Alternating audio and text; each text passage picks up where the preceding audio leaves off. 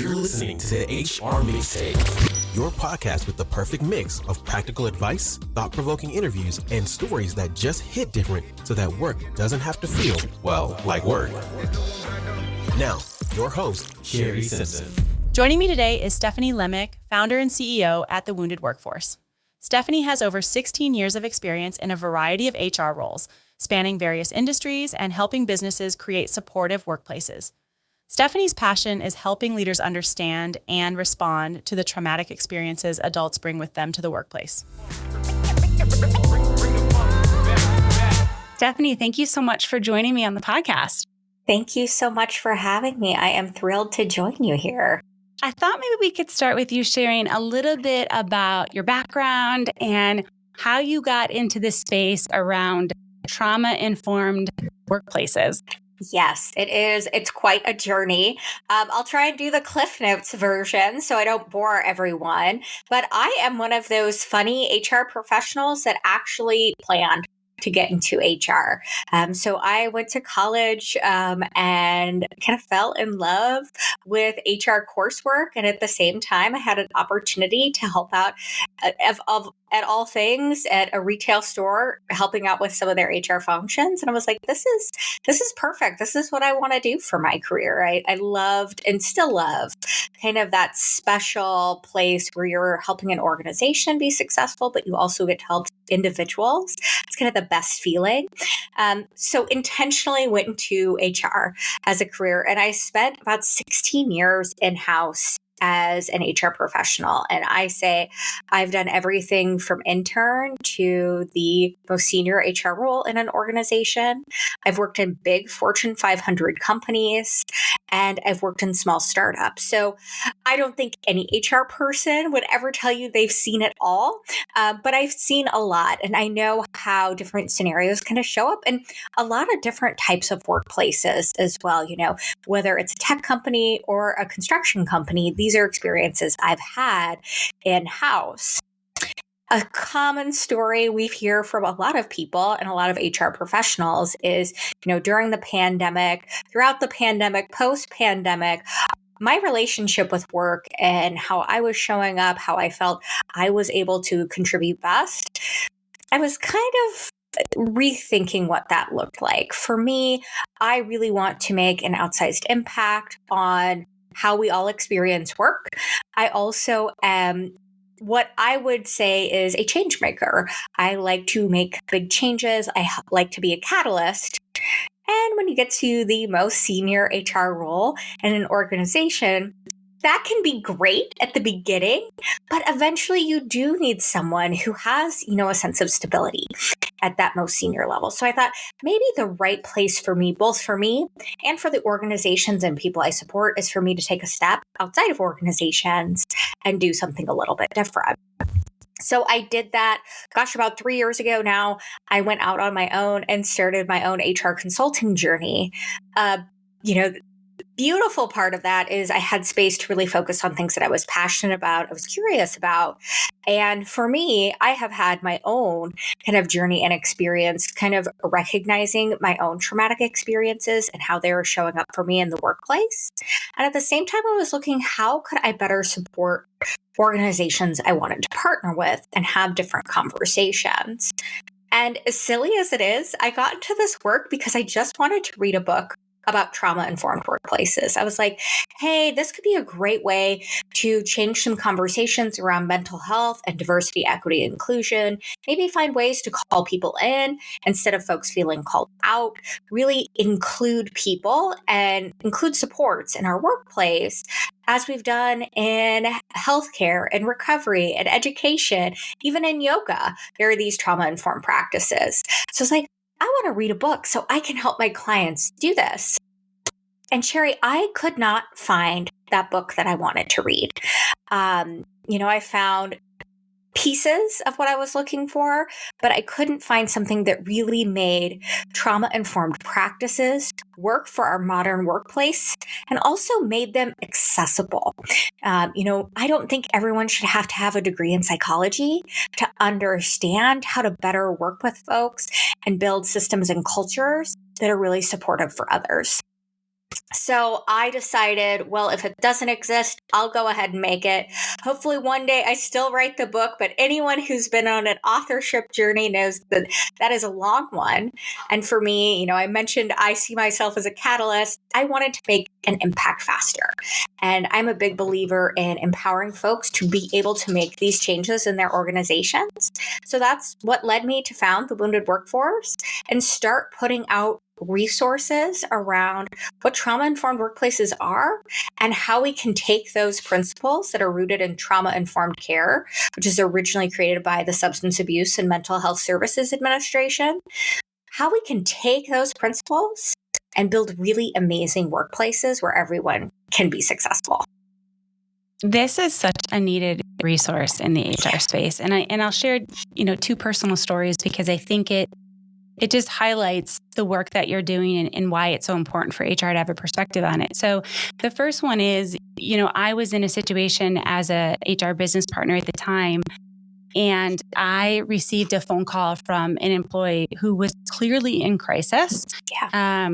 They had barricaded themselves in a washroom and were clearly having some sort of breakdown in the moment. And as an HR person, I wasn't sure what my responsibility was or necessarily how to handle the situation because they weren't on site. They weren't even working that day. It just happened to have this phone call. And so, fortunately, there was other people that I could tap into, but not everybody has that. And then the other thing I would share is there's not enough content about these types of situations in conferences that we're going to. I sat through a session 2 years ago, and it was one of those, like side stage sessions. So it wasn't even in a room. And it was about supporting employees who might be demonstrating suicidal ideation. And it was one of the most impactful 20 minutes I have sat through in my HR career. So this is definitely something that's needed. And I think the place to start, obviously, is with HR. So how do we help our HR leaders recognize that there are these subtle signs that we can start to pick up on that employees might be dealing with trauma? Yeah, I'm gonna maybe surprise you a little bit with my answer, and I'll kind of give you twofold. First of all, we do need to be talking about this, and I'm so grateful for you giving me the opportunity to talk about this because a lot of folks are scared to talk about trauma. They hear the word trauma, they hear the word suicide, and it's like, oh, we're not going to talk about it. But these things that are scary, the more we talk about them, actually, the less scary they can become and the more empowered we can be to make the difference for ourselves and others. So again, I have to say thank you so much for giving, me the opportunity, giving your listeners the space to learn more. I'm going to share a, pretty staggering statistic. I know I was surprised when I first heard this statistic as well, is that 70% of US adults self-identify as having one or more traumatic experience in their lifetime. So these are the folks that are raising their own hands and saying, I have experienced trauma. And so if we're, taking this statistic at face value, if we are looking at this and saying, okay, let's ignore maybe folks who don't recognize an experience as traumatic or don't recognize, a past challenge as something that has, potentially long-lasting impacts, 70% is still an enormous amount of your employee population that is directly impacted by a traumatic experience. And then even when we kind of extrapolate on that, if 70% of the people we know, we care about, have been impacted by trauma, even if we are one of those lucky few people who haven't experienced trauma directly, we may be experiencing it or impacted by it in a secondary way. So those things absolutely show up in all aspects of our life, including the workplace. So really, this is something that is showing up, regardless of whether or not we are taking the time and talking about it and addressing it proactively. When it comes to thinking about HR professionals and how to think about trauma in the workplace, I actually am going to give probably some surprising advice. I know as a fellow HR professional, this probably would have surprised me too. I would be ready to get out my checklist, all these new programs, all this new information to learn and research about. I actually don't want you to do that. I actually want HR professionals to start with themselves. I actually think HR professionals have an incredibly challenging job. And this is a conversation that we've been having over the course of the last 5 years for very good reasons. It continues to be a very challenging climate for HR professionals, even as we look at the first few weeks of 2025. The thing about HR professionals' work is I think they're absolutely more susceptible to experiencing trauma at work than we recognize. A lot of times we think about folks experiencing trauma in the workplace as first responders, people working in hospitals, kind of those obvious things. But as I began to learn more and do more research about trauma and trauma-informed workplaces, it became really clear to me that a couple of things came up a lot for me as a professional and other professionals I knew really well. And those were the concepts of secondary trauma and compassion fatigue. And I'll get my little nerdy hat out and talk about these. But I think these are really eye-opening concepts when we think about the wide and broad range of traumatic impacts for us and why I really want HR professionals to start with themselves on this journey. I really want anyone to start with themselves on this journey. So the concept of secondary trauma is the idea that constantly being exposed to, witnessing, watching, hearing about someone's traumatic experience can create the same physiological reaction in you as a person experiencing trauma. So you are essentially traumatized by being exposed to these experiences of trauma over and over. This sounds pretty, that sounds pretty specific. That sounds like something we would think of for, a paramedic or a police officer to experience.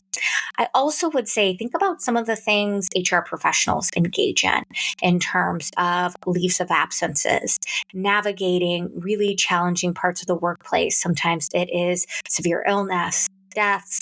Sometimes it is serious harassment issues. I know during the Me Too movement, HR professionals who are investigating some of those allegations absolutely experience secondary trauma. A slightly different but similar concept is the idea of compassion fatigue. So compassion fatigue is what I almost like to refer to as emotional burnout, because you're constantly drawing from this well of empathy, of compassion, about caring for others, and you're not refilling it in the right way. You kind of get to this place of emotional numbness or being unable to feel, unable to kind of access that full breadth of your emotions, that best version of yourself. And these things are fueled by those same things we talked about with secondary trauma. HR professionals absolutely experience this. Then layer onto that social media, news, all of these things where we are constantly inundated with really potentially traumatic images on an almost daily basis. There's a high probability, if we're not pretty thoughtful about it, that we ourselves could be not operating from our best HR leadership capacity because we're experiencing some of these things. So I'm a big believer in kind of taking that step back, taking stock and where we're at. I think some of the conversations we've been having about burnout is really incredible and really helpful around this to really understand, hey, how am I in terms of my own mental health, my own mental well-being? And then how can I kind of check into self-care as a way to get better? And then I want to talk about next steps of how we can start to bring in those trauma-informed practices for your team. After we feel like you as that leader, you as a person spearheading this, really have the space to do this work. Because I know the people who want to do this work are also probably the ones most at risk to experience secondary trauma and compassion fatigue, because you do care so deeply about work, about others. And so that's why I always like to start there. I definitely witnessed compassion fatigue as the height of the pandemic continued with my peers, not just internally, but externally in the HR community in totality. Yeah. I think we all had to take a little bit of a deep breath and figure out, and we started to see, more webinars and content around setting boundaries and having appropriate kind of work balance, if that's even a thing, balance with work. So you get to the point where you're able to identify in yourself where you sit. What's your next step as an HR person who wants to bring this into your organization? And granted, we've talked about on the podcast before things like psychological safety and, having good communication and good cadence hygiene in some of those kinds of things. But this is such a specific type of communication. So how do we take that next step so that we can become educated in this and ultimately educate our management team on how to do this? Absolutely. So becoming a trauma-informed workplace sounds intimidating, and it is and it isn't. I'll offer that. It is and isn't. And like most things that I would put in the bucket of cultural change, it is a journey. It is something to, have a game plan for and have some patience around getting to that point. It also is one of those things, every change you make is going to be incredibly impactful. So when we look at what a trauma-informed workplace is, it comes down to 4 things. It is an organization that understands what trauma is. So that's step 1.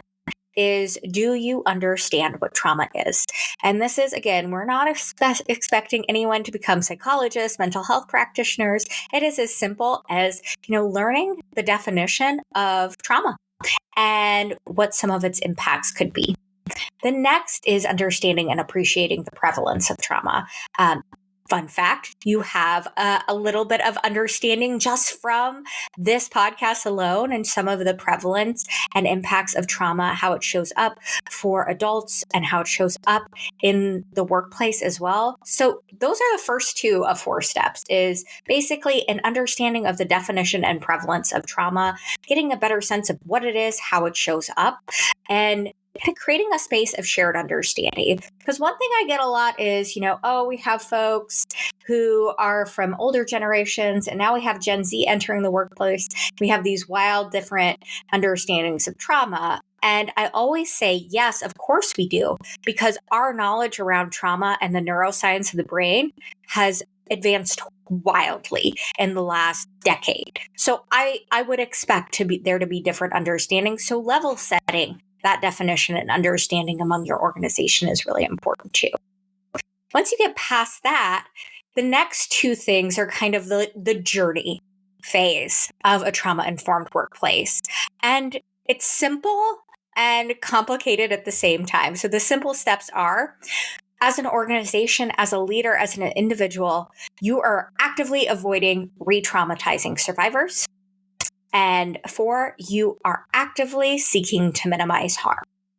So those things sound pretty simple. We want to make sure we're actively minimizing harm. We're actively avoiding re-traumatizing survivors. That gets a little bit tricky because, as I mentioned, we're not mental health professionals. We're not psychologists. Our job isn't to diagnose or treat trauma. In fact, we never want to do that. That's not helpful. And that's a lot of pressure to put on ourselves.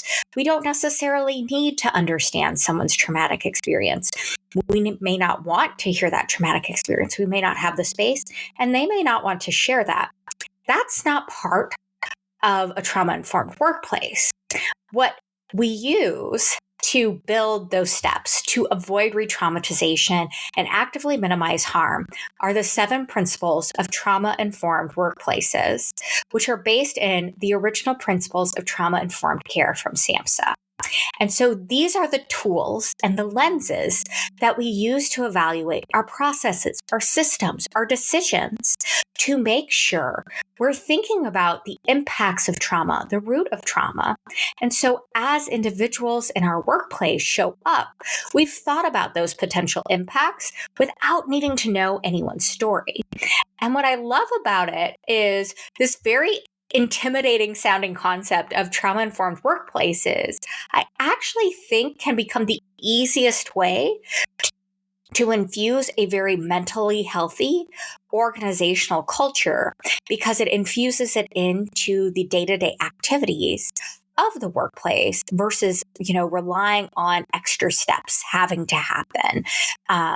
So that's really very broad overview of what that looks like, but that is how to begin the journey. And like I said, a long-term journey in terms of shaping those processes. Could you walk us through those 7 steps? I would love to walk you through the 7 principles. So the 7 principles are pretty straightforward, but there's a little bit of nuance to them as well.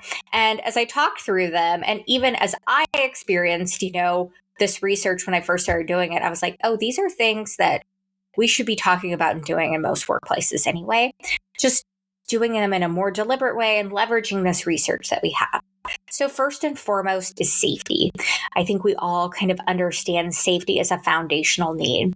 So safety, when we look at it, has kind of 3 components. I like to think of safety as kind of that 3-legged stool. If one of these legs is missing, we don't really have a strong sense of safety in our organization.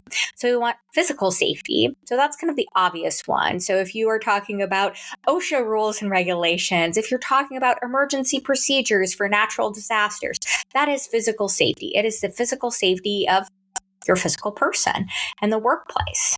The next is, the hot, sexy topic we've been talking about the last few years, and that is psychological safety. So that is that felt permission for candor, that ability to show up in a genuine way, to challenge things, to ask questions. And we know there's a massive benefit to creating psychological safety in workplaces and on teams. Tons of research around that. And lastly is financial safety. We all know most of us work, to pay our bills, to provide for ourselves and provide for our families. So let's think about how that is obviously connected to our work in our workplace.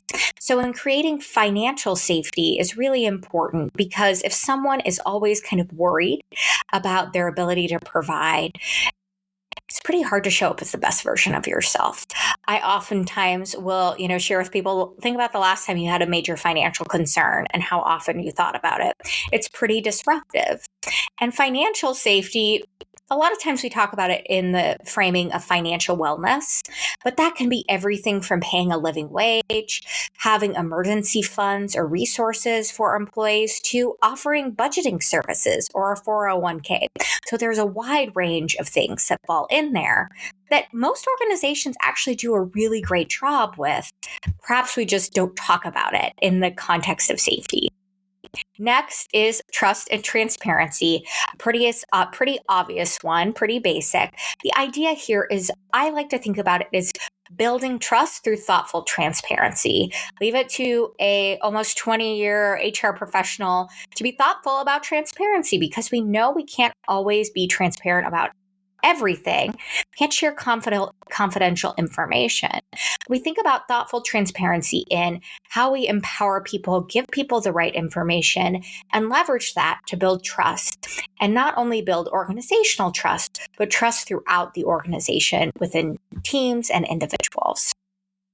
Next is the concept of community. So a strong, supportive community is so important when it comes to supporting individuals who have experienced trauma. In mental health or psychological communities, often this is referred to as peer support. I think a better term is community when we think about the workplace. It's the idea of building community and allowing community to happen in your organization, and to be thoughtful about how we bring people together. For example, folks listening in probably have people who talk about community in terms of an onboarding program or a new manager program. Next is collaboration. Collaboration in the sense of trauma-informed workplaces really looks at power imbalances inherent to the workplace and how we can overcome and mitigate those. Next, we have empowerment, and empowerment is a big one, and it has 4 distinct parts we talk about: choice, strengths, leverage, recognition, and growth. Next is humility and responsiveness. This is a super important one.